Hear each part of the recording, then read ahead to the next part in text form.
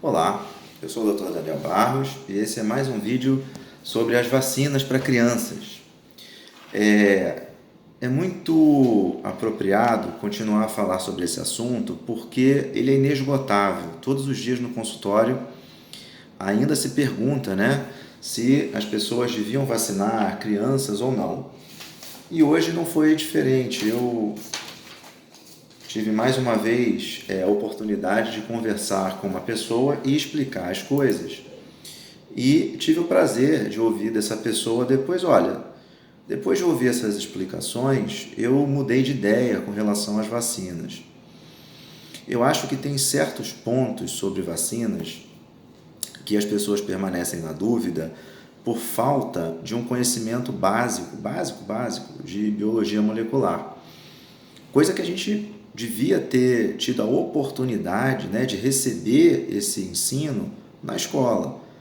Mas, da mesma forma, a gente vê crescer aí esse movimento de terra plana por conta de pessoas que não entendem o básico da física, sobre inércia, sobre movimento relativo, sobre móveis pontuais. A pessoa não consegue entender essas ideias que são muito básicas e aí são presas fáceis, né, para pessoas que querem manipular a informação.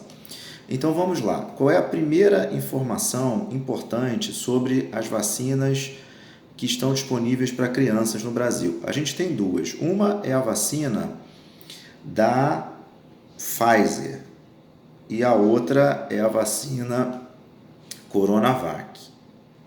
A vacina da Pfizer foi testada em crianças entre 5 e 11 anos. A vacina Coronavac, de crianças de 6 a 11. Então, a primeira informação relevante é: essas vacinas são experimentais? É claro que não. Uma vez que o estudo foi feito, ela é experimental para as pessoas que fizeram parte do estudo. Ou seja, você tem contato com um pesquisador lá da vacina e pergunta: você quer participar do estudo? Seu filho de 5, 11 anos, 6, 11 anos, você quer participar? Sim, quero participar. Então, você assina aqui esse termo, tá? Assumindo riscos, sabendo quais são os benefícios, tá? E aí, você pode tanto tomar a vacina quanto tomar o placebo. Você não vai saber se tomou vacina ou placebo, tá? E eu, que sou médico, que vou avaliar o seu filho, também não sei se o que ele tomou foi vacina ou placebo. Um estudo duplo cego. É assim que você testa vacina ou qualquer remédio. Entendeu? Então, uma vez que o estudo termina, só que esses estudos, é isso que as pessoas não entendem. Estudo de fase 3, ele tem uma fase de um tempo mínimo e depois você prolonga o estudo. Ou seja, quando você tem um número mínimo de casos, vamos supor, você está fazendo estudo para ter um número mínimo de 1.000 casos. 1.000 casos de quê? De internação. Aí você abre o estudo, ou seja, abre e deixa de ser cego. As pessoas que estão acompanhando o estudo e que não é nem o médico e nem o paciente e que estão vendo lá como supervisores, vamos dizer assim, né? Grupos independentes, longe do estudo, vão olhar lá, ó, já tem 1.000 pessoas que tiveram caso grave. Vamos ver então quantas que tomaram vacina e quantas não tomaram vacina. Aí você vê, dessas 1.000 internações por caso grave, 10 pessoas tinham tomado a vacina e as outras 990 não tomaram placebo. Fica evidente, então, pela estatística, né, que a vacina protegeu aquelas pessoas que tomaram a vacina. Ah, mas teve 10 casos de crianças que tomaram a vacina e ficaram graves. Pois é, e no grupo do outro lado foram 990. Nenhuma vacina é perfeita, nenhum remédio é perfeito, mas é assim que você testa as coisas, tá? Então isso é o estudo. Portanto, a vacina já não é mais experimental há muito tempo para essas crianças. Segunda coisa, o estudo é submetido à Agência de Vigilância Sanitária de cada país. No caso da Pfizer, isso é submetido ao FDA, porque os estudos estão sendo feitos nos Estados Unidos, e no caso da Coronavac, o estudo é submetido à Anvisa. E aí você não submete só os resultados, o númerozinho lá, olha, protegeu X%, ó, legal, a minha vacina é muito boa. Não, cara, você tem que submeter todos os dados. E aí a agência vai fiscalizar tudo, detalhe por detalhe, do detalhe do detalhe, para saber o quê? Se eu que estou fornecendo os dados sou um canalha ou não. Porque eu poderia estar fornecendo dados falsos. Então é óbvio que a agência de vigilância, a Anvisa, o FDA, o EMA, todas as vigilâncias, né, nossa, dos Estados Unidos, da Europa, etc., não vão fiscalizar só o resultado, vão fiscalizar dado por dado do estudo para saber se eu que estou fazendo o estudo não sou um mentiroso. Portanto, quando a agência de vigilância sanitária libera a vacina não é mais experimental. Isso não existe. Isso é narrativa política que a gente precisa evitar e tirar dessa discussão. A gente está falando de vacina, a gente está falando de ciência, a gente não está falando de política. É aquele esquema, né? 3 coisas a gente não discute: política, religião e futebol. Não é isso? Então a gente não quer saber de política, a gente quer saber de números, de dados. E se esses dados foram verificados por gente competente. Se eles foram e foram liberados pela Anvisa, então não tem mais essa de vacina experimental, não tem mais essa de vacina perigosa, não tem mais essa. A vacina foi testada, foi aprovada. Ponto. Qual é a única diferença relevante da vacina da Coronavac para a Pfizer? É que o estudo da Pfizer começou com 5 anos e o da Coronavac com 6 anos. Portanto, só é razoável você vacinar crianças de 5 anos com a Pfizer, de 5 até 11, e da Coronavac vacinar de 6 até 11. Perfeito. Se a criança tem 10 anos, tanto faz. Se ela tem 11 anos, tanto faz. Se ela tem 6 anos, tanto faz. Só a criança de 5 anos, que o estudo não foi feito com a corona, então espera o estudo de 5 anos sair. E, obviamente, eles vão fazer, se não é que já estão fazendo. Então, vamos lá. Então, esse é o primeiro ponto. Vamos acabar com essa mentira, essa falácia de vacina experimental. Isso não existe mais, tá? Segunda coisa, a segunda mentira, a segunda narrativa falsa, de que as vacinas elas podem alterar o DNA, a vacina da Pfizer, no caso, né? Então, primeiro deixa eu falar a Coronavac, que é mais fácil. Coronavac é feita com vírus morto. O vírus está morto. O vírus não reproduz mais, ele não consegue. Entendeu? O vírus morto. Coronavac é vírus morto. É a tecnologia mais antiga de vacina que a gente tem. É vírus morto. Tá certo? Se é vírus morto, ele não se replica, ele não se reproduz. Então, o organismo ataca aquelas substâncias ali do vírus morto, tá certo? Produz anticorpos, e quando o vírus vivo chega para tentar infeccionar a pessoa, ela já tem anticorpos e aí o vírus não consegue. Então, segunda coisa, não tem essa conversa fiada de que a Coronavac pode alterar DNA de criança. Então, já explicamos a Coronavac. Vamos falar então da Pfizer. A Pfizer é uma vacina de RNA. RNA, que é diferente de DNA. Então, vamos lá. Por que tem essa confusão toda? A confusão é o seguinte, é por falta de conhecimento básico de biologia. Conhecimento esse que a mídia devia estar repetindo o tempo todo, para que as pessoas não fossem enganadas por notícia falsa. Qual é o conhecimento básico da biologia que todo mundo precisa saber para entender? O DNA, ele fica no núcleo da célula. Eu vou mostrar aqui um desenho básico, né? Que a gente aprende na escola. Olha, o desenho básico é esse aqui, ó.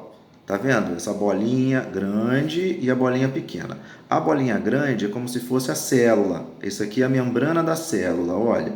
E aqui é o núcleo da célula, tá vendo? O núcleo da célula é separado do citoplasma.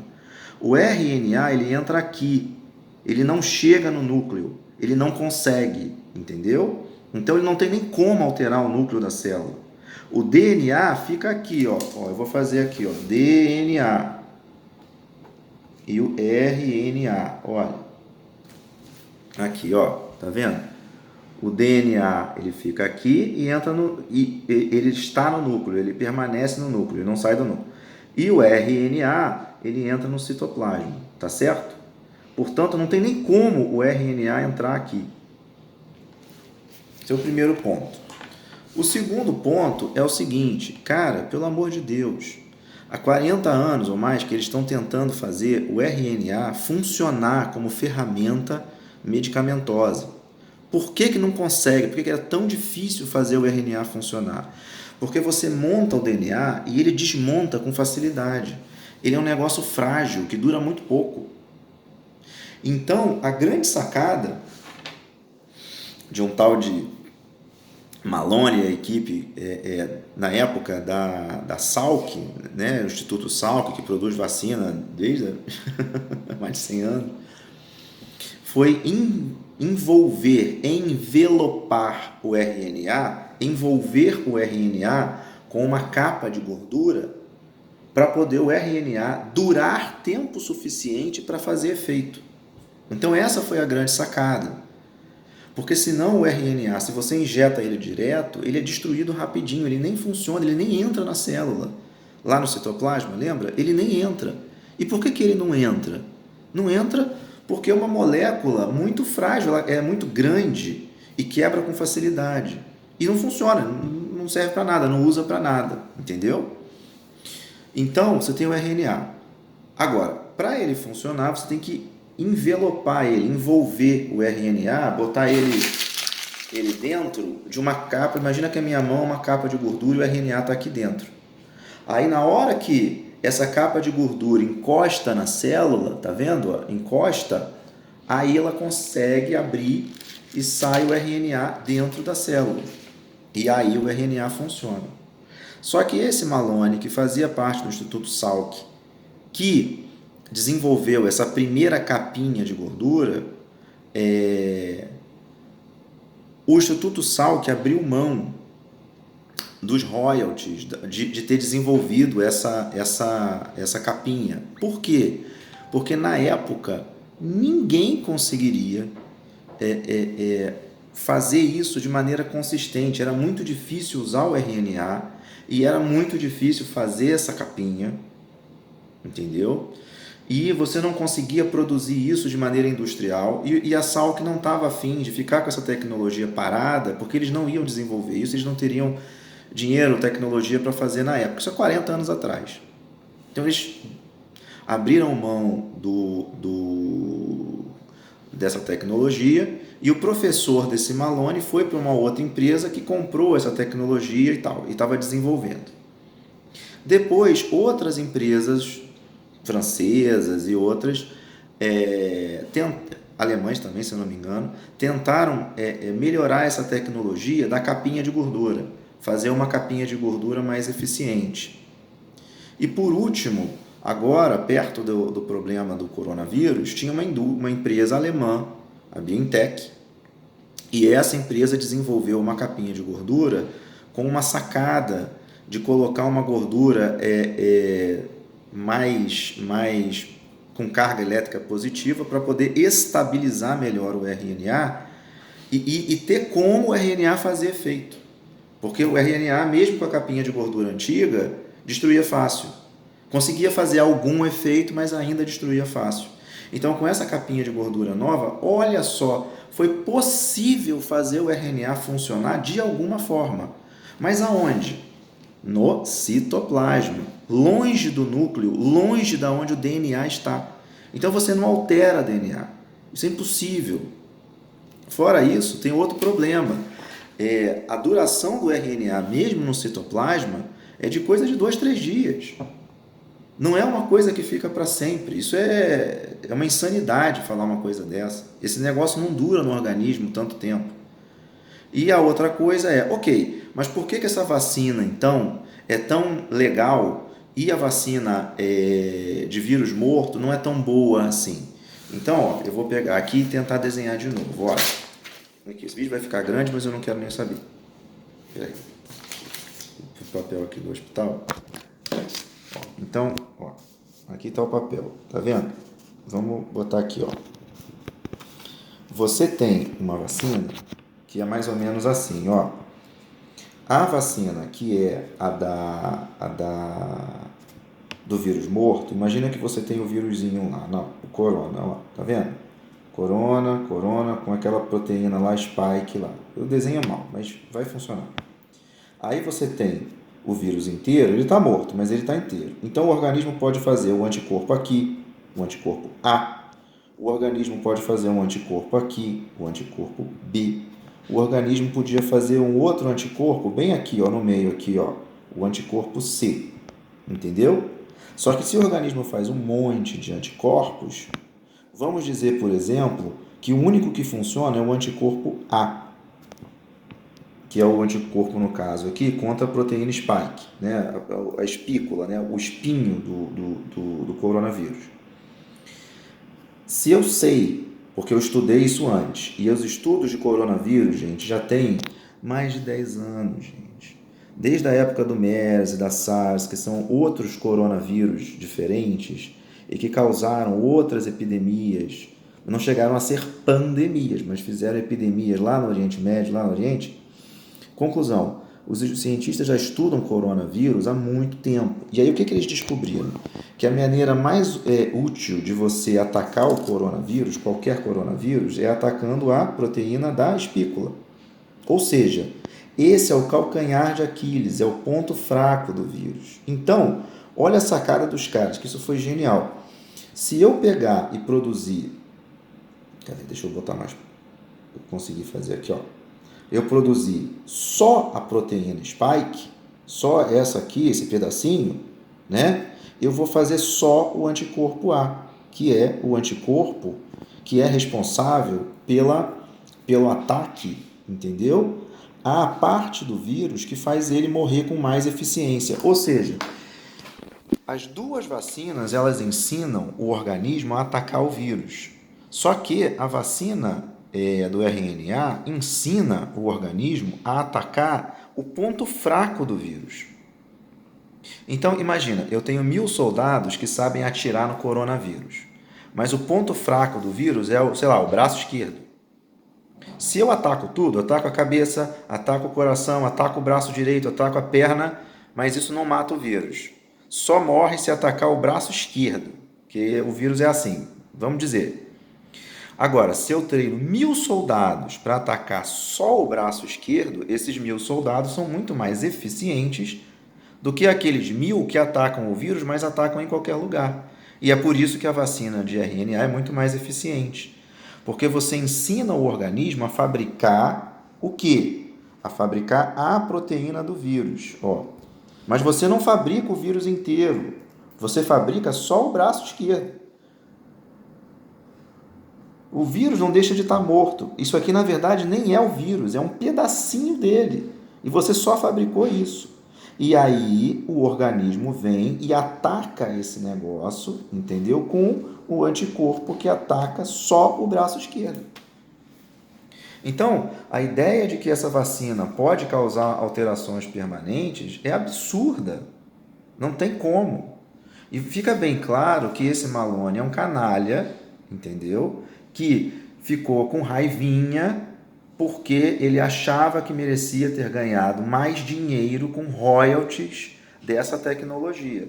Basta que vocês leiam o artigo da Nature explicando isso, explicando o que aconteceu e por que esse camarada, que inicialmente fez parte das pesquisas, depois se revoltou contra.